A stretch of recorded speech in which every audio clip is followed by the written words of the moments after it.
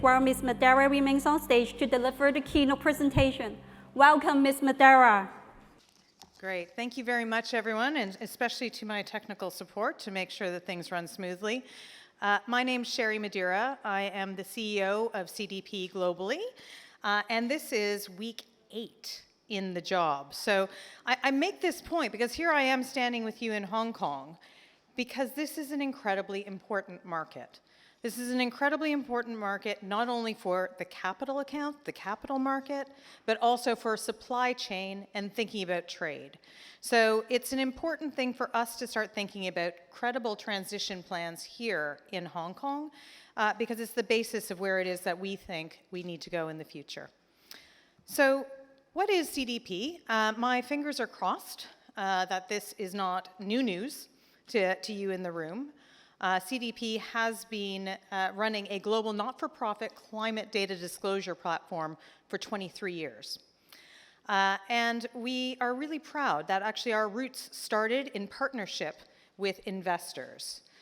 We asked the investors to give us the credibility, to give us their names, to ask for data that, frankly, 20 years ago didn't exist. So CDP created the climate data value chain as we see it today, alongside many, many other partners. So a big thank you to everyone who has contributed to that, but also thinking about how that value chain moves forward from here is something that we're all keenly interested in continuing our partnership. So not only investors are part of our family, we also work very closely with 340 plus purchasing organizations that spend over $6.4 trillion US in the supply chain. And this is important because that supply chain is starting to understand that the value of data from each of those supply chain participants is a really significant contributor to what they're doing and their impact on people and planet. So for us, we're also working through their interests to be able to build up data and make sure it's credible and it has high usage.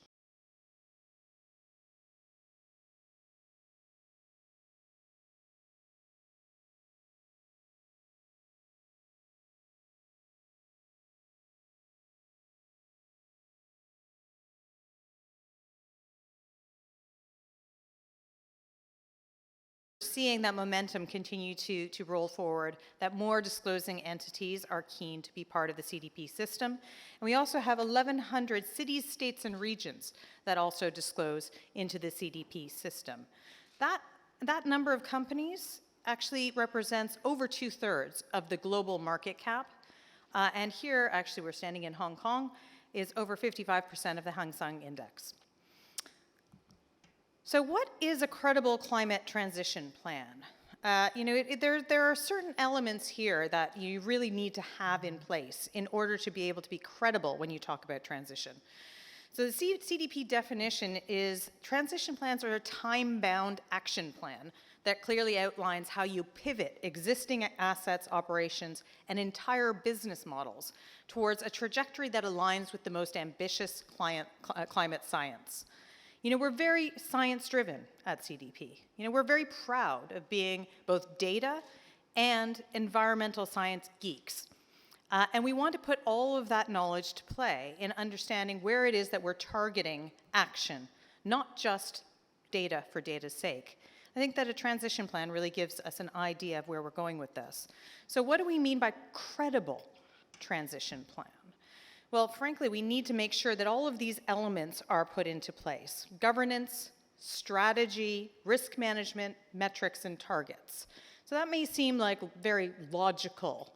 Anyone who's interested in business planning or thinking about how it is you get from A to B will be saying that this is pretty simple.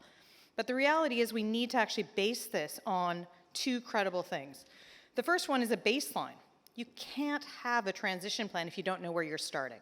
And that baseline needs to have really solid data that is based on today's reality. Then, if you've got your target, that metrics and targets on the other end of the scale, you know where you're working towards. And it's no good to just wait for the end to check. We don't, unfortunately, have that sort of time in terms of the climate crisis. So that data baseline needs to continue to be checked. Is it annually? Is it semi-annually? Is it every 2 years? That's part of your planning and strategy and the governance for making this work. Obviously, CDP is very bought into this. We're part of your journey to a transition plan, and we're delighted that actually so many of the companies that report to us are now thinking about how it is that they disclose their transition plans and make that good. So why are they important? I think that we need to make sure that we understand why we're doing this. Climate transition plans turn data into action. That's particularly why we like them, right, at CDP. If we're going to be gathering all the data we do, we want to make it actionable. We want to put the private sector in the driving seat of change, and transition plans do that. So the transition plan can be at the company level, can be at the sub-company level, if you're a part of a group company. And actually, it makes it very actionable, not only at the C-suite or the reporting level, but actually at the departmental levels underneath that. And I think that brings the power of making change into all elements of a company or entity. It better prepares the private sector to transition when you're starting to clock what it is you need to do and create those actions so that you can track it. And finally, it supports investors in making capital allocation decisions. So all of these are pretty compelling reasons why climate transition plans are important. So how do you do it? We really think that you need to use your available resources well. Obviously, we have put a lot of guidance into the marketplace, both under the CDP banner, but also very proudly with others who are creating some very impactful guidance on transition plans. CDP was a big supporter of the Transition Plan Task Force, and in October at the London Stock Exchange in London, there was a significant launch of guidance, documentation, frameworks. Frankly, there's a lot of information there, and sometimes even that can be daunting. But the suggestion is that there are resources out there. If you absorb them, actually it helps guide you to take those first steps and continue on to a transition plan. The technical disclosure guidance is something that we at CDP are very proud of. This gives you a real technical note for how you report on climate change. Again, unabashedly geeky about data and environment. This is going to help everyone because we're translating that into real English and how it is that you can take those actions. And finally, obviously, you need to disclose. Because if you keep your data and your baseline secret, you're not going to be able to encourage action within your organizations, within your industry, and ultimately, you're actually not going to be part of the big change that's happening in your geography, or indeed as we're moving towards a lower carbon world. So we are sitting in Asia-Pac. It's good for us to start thinking about transition planning in this context. We have over 7,600 Asia-Pac companies that report through CDP in 2023.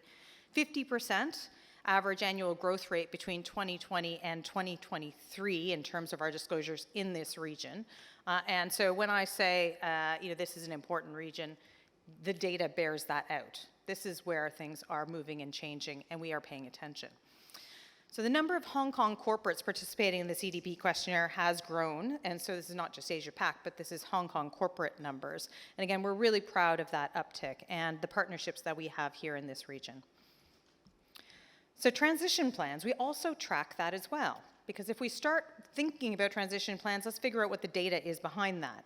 And again, lots of numbers here, but some of the key sentiments to take away are that we have already about 25% of all the global organizations that disclose they would develop a transition plan in 2 years are in Asia-Pac.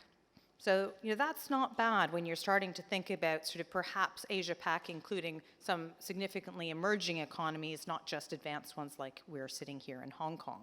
So that's very encouraging. In addition, a significant number of organizations who disclosed that they had a climate transition plan in place are in Asia-Pac as well. So transition plans are gaining notoriety here. They're gaining some presence. They're gaining some thought process, which is great. In 2022, and this is not so great a piece of data, but let's make sure that we're being honest about it. In 2022, only 81 organizations globally disclosed sufficiently across the 21 key indicators that CDP has pulled out that are indicative of a credible transition plan. 27 of those were in the Asia-Pac region. So again, proportionally, that's not bad, but actually in comparison to all the companies that disclose to us, that is a really tiny number. So part of the action that we as CDP are looking at is how is it that we can help build what credible transition plans mean and make sure that the data that's disclosed to us continues to increase and become more meaningful.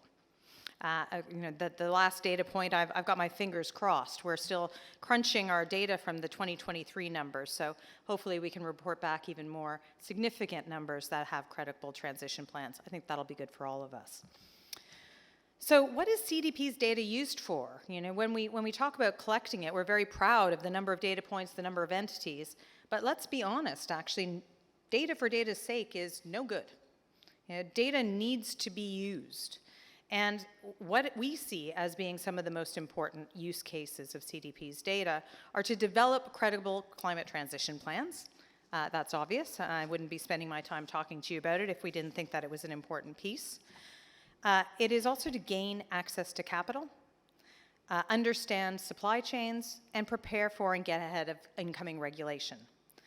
But I like to think about it, and again, I'm still new at this role, but I've been walking and talking the sustainable finance language for many years. And when you think about those last three pieces, it's a good way of making sure that we're not kind of going to the lowest common denominator when we talk about disclosure. The reality is, gaining access to capital is going to be a driver for growth. More and more investors are considering your climate disclosure data as part of their criteria to decide if they're fundamentally going to invest in you or not.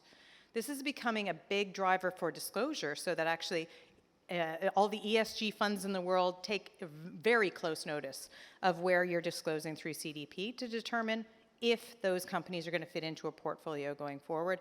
And more, even those funds that are not specifically ESG or impact related are taking notice of these climate numbers.